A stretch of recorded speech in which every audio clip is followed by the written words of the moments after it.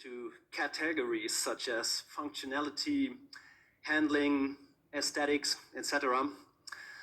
Of course, design is much more about much more than that, and it is not least formats such as the Gender Design Award that are working to clear up this misunderstanding.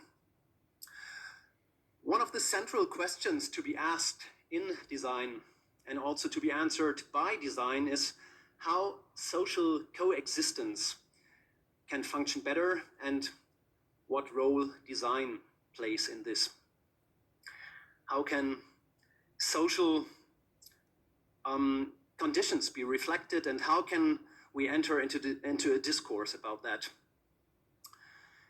With the so-called speculative design, a new approach of design was introduced a few years ago by people like Anthony Dunn and Fiona Raby. A design practice that aims to explore and to critique possible futures by creating speculative, often provocative scenarios that can be experienced by designed artifacts. So it is not necessarily about designing real products or improving existing products, but it primarily aims to make alternative future scenarios tangible.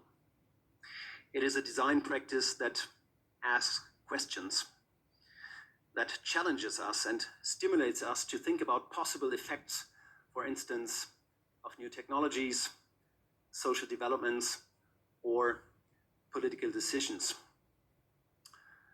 The work of the Swiss industrial designers, and now I'm not supposed to say their names, I just learned, so sorry about that,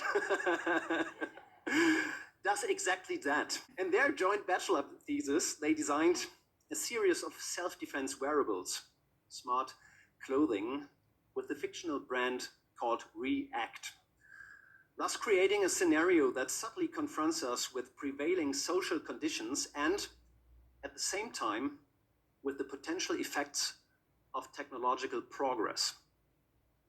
A thought-provoking project that stimulates reflection and discussion about safety and security in public space. It is probably less about the question of whether the design proposal actually makes sense or whether it is feasible, but rather about the question what we, as a society, have to do now in order to avoid a future in which self-defense clothing like React would be necessary. What makes this work particularly remarkable is not just the aesthetic quality, but the profound message it conveys. By letting us immerse ourselves in this future world, the project holds up a mirror to our current living environment and forces us to think about the possible consequences of our actions. In addition, it asks questions about ethics and responsibility in the design and in the handling of things.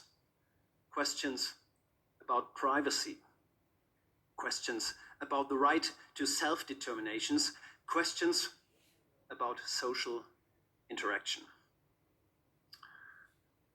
X and Y received the Gender Design Award in the category Volition because they initiate social discourse about an underrepresented social problem in an extraordinary, activating way.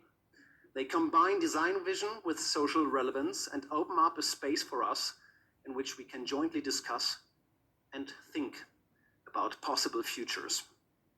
We would like to congratulate the two designers for their outstanding achievement and their impressive implementation of a captivating vision of our current and future society, and honor them with this award. Their work is a shining example of how design can be used as a tool for social, cultural, and societal change.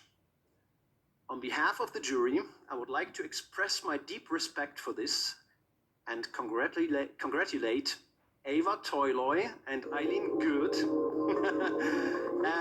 for congratulate you warmly.